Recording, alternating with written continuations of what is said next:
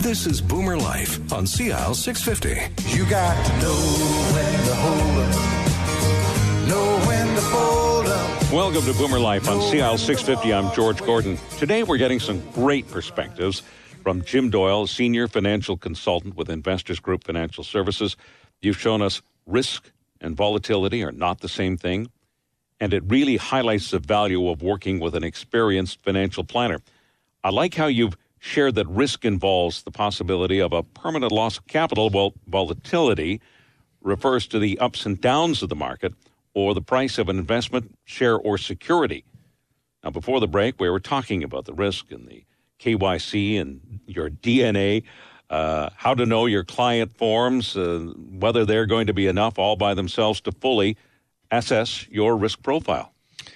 You know, this is a great opportunity for advisors to demonstrate their value by helping clients adopt the right perspective and position their portfolios for long-term success. When it comes to risk and return, Canadian investors want to have their cake and eat it too. I've observed there's a significant disconnect between return expectations and risk tolerance levels. So clearly something needs to be done. You know, left to their own devices, too many Canadians default to safety and may fall short of their long-term goals. They may need to reassess their expectations or introduce riskier assets into the portfolios to reach their long-term goals. Surprisingly, a small change can sometimes do what is needed, but it can be extremely difficult to assess without a written financial plan. And I think that's why so many Canadians are anxious about running out of money. They just don't have a written plan to follow. So if I've got this right, investors might feel safer in the short term, but without a written plan, the long-term risk is a failure to generate the sufficient returns you'll need to fund the retirement. After 27 years of doing this, one thing is clear. A high percentage of Canadians consider volatility an obstacle to achieving their financial priorities and struggle to avoid emotional investment decisions in volatile times. This is why a plan is so essential. Clients crave reassurance and personalized advice when markets are challenged. They want me to recommend what they should do next in their portfolios and explain why I'm making these recommendations. So what I've heard so far, for those who choose to work with you, when it comes to determining a client's true risk profile, you establish the client's investment time horizon, look beyond the KYC document, know your client, understand your client's view of risk, and then present various risk scenarios. And remember, this is just the beginning of the planning process. We're helping people integrate their investment decisions with their personal financial blueprint. We want to help drive conversations that further life and don't just focus on money or performance. And it starts by offering context and talking about goals, not products. I know in my own situation, when I talk to my advisor, the goals discussion takes more time in the meeting than it used to. We also understand we need to be excellent at constructing investment portfolios that are cost-effective, tax-efficient, well-allocated, and strongly aligned with your long-term investment objectives. And we need to do it through comprehensive planning. You mentioned earlier that you help clients map out a financial plan, their blueprint, and that many people feel, uncomfortable when it comes to talking about their money or being responsible for getting the money decisions right. I find engagement can be a challenge, getting people engaged. Okay? If things aren't bad, you probably don't stop and ask yourself, is there something more I should be doing? You probably don't ask yourself, what do you really want to create or explore what it takes to get there today and possibly into the future? Where I think people struggle the most is with awareness. Once you have awareness, it's easier to establish your financial priorities. Longevity, market uncertainties, complicated investments, endless options. In today's environment, advisors need to go much deeper in applying the know your customer rule and client engagement. I'd have to agree. If we accept that everyone is born with what I might like to call their unique financial DNA code, a person's natural-born DNA financial behavioral style shapes their financial personality, including risk-taking, not only by their environment, but their life experience, their values, and their education. Well, who knew I had a unique, natural-born DNA behavioral style? You do. Your natural DNA behavior style remains stable over time and will drive how you consistently respond to different events, thereby always influencing life and financial decision-making. So, like it or not, your financial DNA follows you everywhere. As much as my industry likes to suggest, investing is not a science. It's not just numbers or companies. It's about people, relationships, stability, stewardship, to name a few. If we can capture more dimensions of a client's financial personality, I think we can really help them do a better job with their investments and their money choices. Yeah, it's so easy to get sidetracked in your planning. Confidence in your financial options is such an essential element. That's why you need to work with a professional. If we're paying attention by understanding your unique DNA behavioral style, your financial personality, it often offers wonderful insights on how best to communicate, framing relevant information on your terms. And it's a big win for us if we have these insights because it increases your chances of understanding the advice or recommendations and how you can reduce the impact of things that might sidetrack your planning. So easy to get sidetracked. Confidence in your financial options, such an essential element.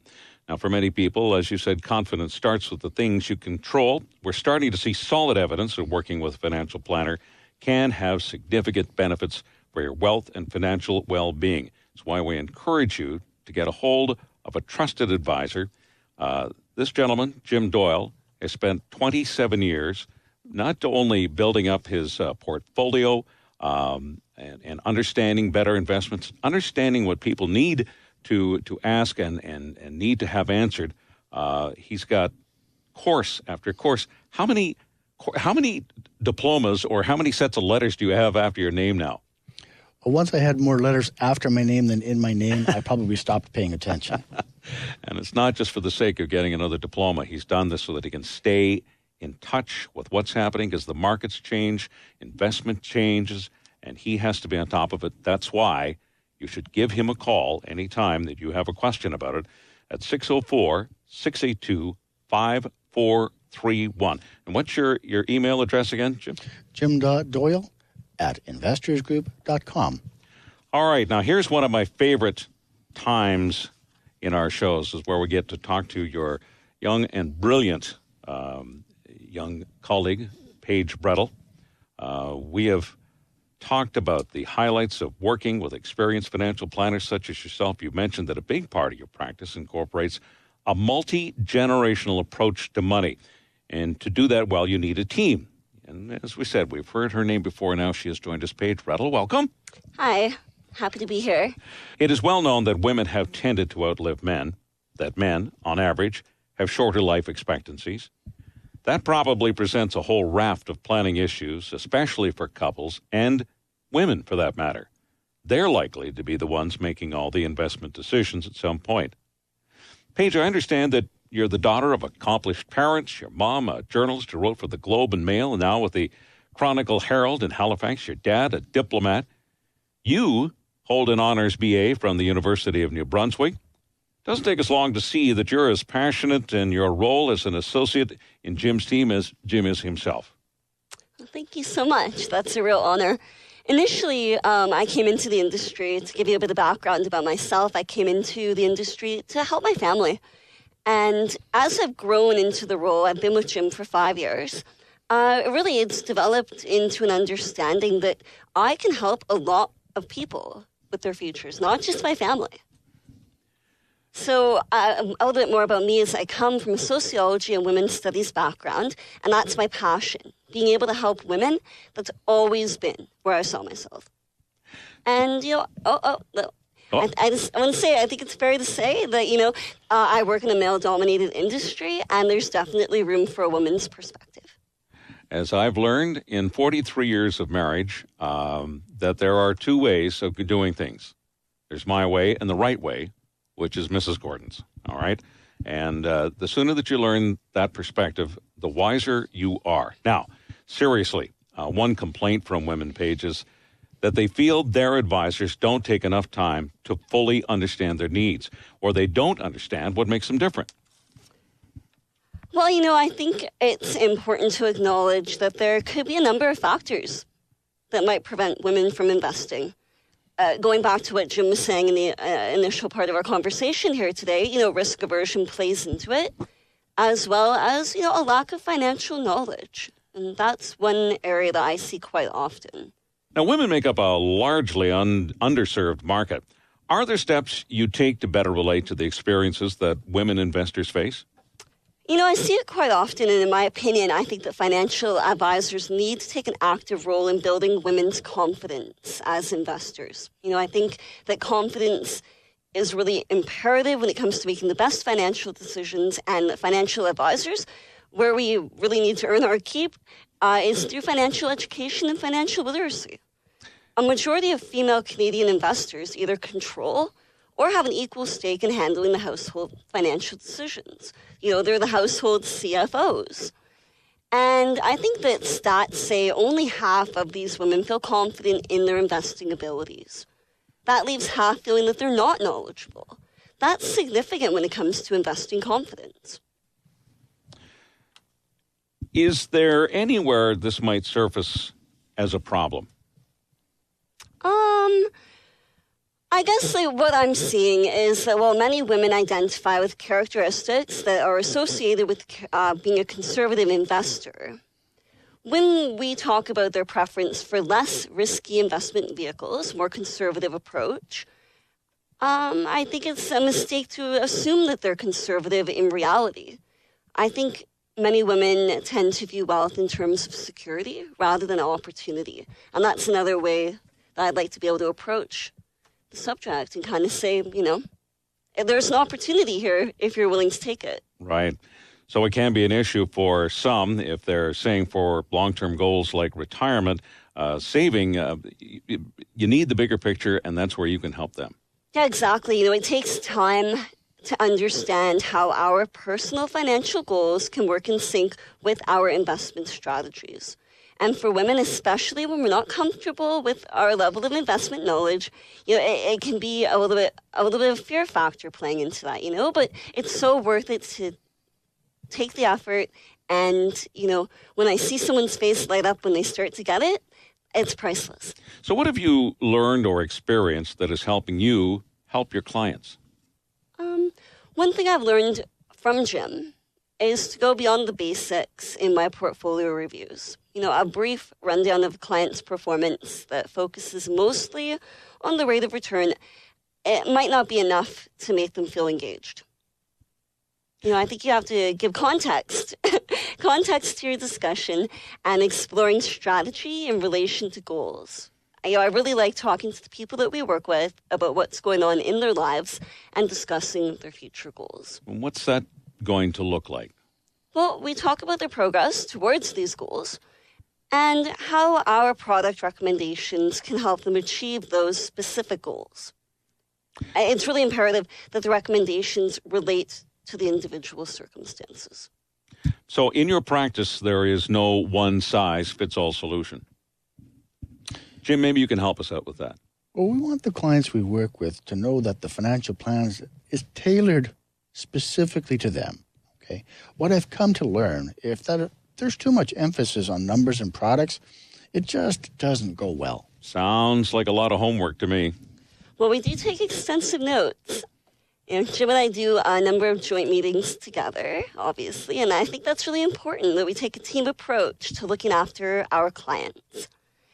When a client calls in about something that they need and Jim might be tied up, he might be in a meeting, it feels really great to be able to help with the client's situation, to understand them. We're both taking notes during those meetings, okay? And this serves us well when we sit down for review and we can review the previous meeting. We want to take notes about things that are important to our clients' lives, details about their families, their hobbies, their jobs. We really make it a part of what we do.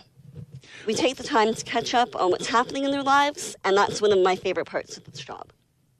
Well, most renowned investors seem to agree that investing is most intelligent when it is most business-like. It really does pay to share your perspectives and to work with a professional when it comes to figuring out what is working and what is obviously not working in our lives financially. Paige, any final thoughts? So be careful about using credit to finance your lifestyle. Don't buy too much house. Get the right insurance. And talking about life, critical illness, and disability. Spend a reasonable amount on a car and resist the urge to upgrade every 2 to 3 years, although that might be hard. And, maybe think about working with a financial advisor. And I can think of a couple of names right away that for people I would send to get the proper advice. Now, you're listening to Boomer Life on CL 650. I'm George Gordon. Great talking to Paige Brettle. Get that perspective of a young person who knows how important it is to get saving at an early age and investing so that they will have a much easier road when they get to retirement. If you want to learn more about how you can get help with Jim or Paige, you can call 682-5431, or you can email Jim at jim.doyle@investorsgroup.com. Stay tuned. Jim's got some more insights on estate planning. For too long, parents and advisors have conducted estate planning behind closed doors, the process continuing to be one of the most sensitive and secretive activities within families. That's next on Boomer Life on CL 650. Celebrating the baby boomer lifestyle. This is Boomer Life on CL 650.